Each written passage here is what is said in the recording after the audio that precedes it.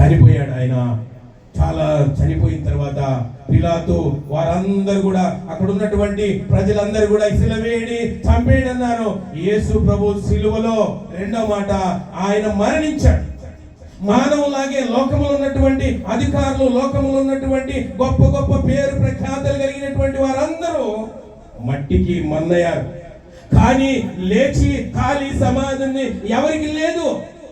అరిమత్తయి యేసేపు వెళ్ళి, యేసు దేహము నాకు కావాలి, యేసు దేహము నాకు ఇవ్వని అరిమత్తయి యేసేపు యోహాను సువార్త 19వ అధ్యాయము 38వ వచనాన్ని మనం చదువుకుందాం. చూడండి, 19వ అధ్యాయము 38వ వచనము. అటు తర్వాత యూదులు భయం వల్ల రహస్యముగా యేసు శిష్యుడైన అరిమత్తయి యేసేపు తాను యేసు దేహమును తీసుకొని పోవటకు పిలాతునందుకు సెలవడిగెను.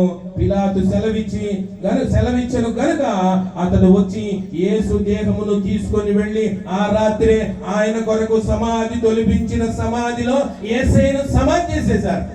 యేసు ప్రభువారికి పుట్టినప్పుడు ఇల్లు లేదు, చనిపోయినప్పుడు సమాధి కూడా లేదు, సమాధి కూడా చేయబడలేదు.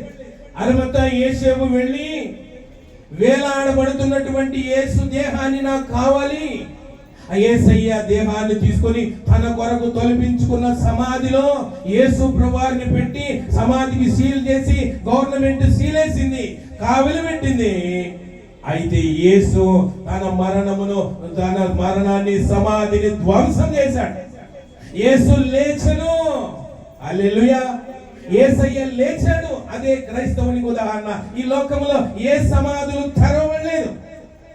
పెద్ద పెద్ద పేర్లు ప్రఖ్యాతి కలిగినటువంటి వారి సమాధిలో ఉన్నారే కానీ ఏ సమాధి కూడా తెరవబడలేదు. అందుకే యేసు ప్రభువారి సమాధి మాత్రమే తెరవబడింది. అందుకే శిష్యులు